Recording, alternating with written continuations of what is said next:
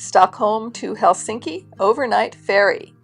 Hi, I'm Lori, a senior solo traveler, and I recently took the overnight ferry from Stockholm to Helsinki. It was operated by Tallink, and the ship was the Silja Serenade. When I arrived at the terminal, they hadn't started embarkation, and there was already a long line. You had to scan a barcode on a kiosk, and it gave you a boarding pass. Once they started boarding, the line moved quickly. Everyone seemed to be carrying their own bags on board. We had to walk up several gangways, and once at the end we were greeted by these two characters. The ship is impressive when you first walk in. There's a long promenade that is several stories high, with shops lining the various walls. I'll share more about it later. I found the elevators and headed to my deck. I found my room and discovered it was a little larger than I expected. There were 4 beds, but only one made up.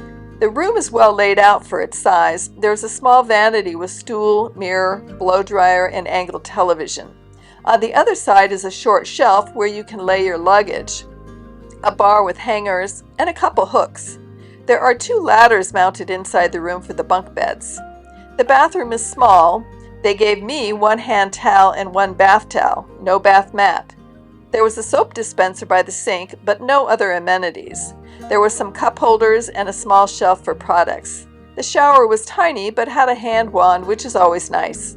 As for electrical outlets, there were some between the beds and some over the desk. There were also 2 USB outlets. So the room was pretty basic but had what you needed. No more, no less. I decided to tour the ship at this point, starting with the top and moving down the ship. I was surprised to find so many people already planting themselves on the open deck. This made more sense later when we were pulling away and the deck was packed with people trying to find a space on the railing. There was a DJ playing music, a couple snack bars, tables and chairs in all sorts of configurations, and a pool and hot tub area called Sunflower Oasis. I discovered later that you had to pay to use the facility. Evidently, there were plenty of people willing to do so. From this deck, you could walk up some stairs that led to a room with some fun seating and a lounge area. Decks 9, 10, and 11 were all staterooms as far as I could tell. Deck 8 was staterooms and the Starlight Showroom, which holds various events and entertainment. Most of the action was on Deck 7, the Promenade. I took this picture from an upper level looking down. You can see it as a bustling place. I walked from one end of the promenade to the other, and these were some of the shops lining the hall.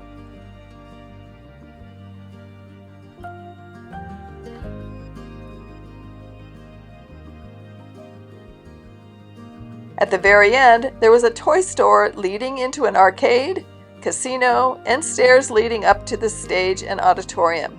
Deck 6 has the Grand Buffet and a tax-free shop. Both were always crowded.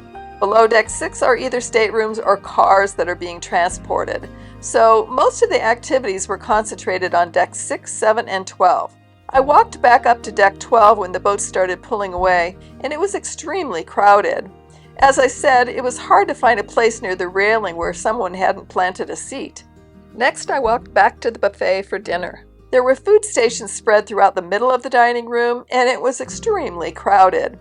I made my way slowly around and walked back to my table with a plate full of unrelated food. It wasn't the best I've tasted, but it filled me up. As I was eating, I noticed we were passing by some beautiful homes lining the shores, so I finished up and went to Deck 12 again. It was still quite sunny and the scenery was pretty. Eventually, I went back to the Starlight and discovered a hidden lounge behind the stage area. It had nice views from the bow of the ship. The bars had opened up and the place was filling up in order to watch the evening's music and dance performance. I watched a little of it, but my view was obstructed, so I didn't stay long. As I went back to my stateroom to retire for the night, I discovered a couple of singers in the promenade who were quite talented. I enjoyed listening to them for some time. I slept quite well and woke early. Disembarkation started out in an organized long line, but once they opened the gangway, everyone abandoned the lines and pushed off the ferry. This was my experience on this overnight ferry. It got me where I was going, I had decent food, and slept well. There were certainly plenty of activities to make this ferry crossing more of an event, such as entertainment, kids programs, casino, arcade, and shopping. As for me, I was just trying to get to Helsinki, so these activities were not as important to me. However, it seemed many passengers made a big event of the passage. As always, if you have questions, feel free to ask in the comments section. Check out the Senior Solo Travel website where all my videos are laid out in an easy-to-access format, and the Travel Facebook forum where you can interact with other travelers. I have left links to those sites, as well as others from the Scandinavian and Baltic trip in the description below. And if you'd like to follow my senior and solo travel journeys, please like and subscribe. Cheers!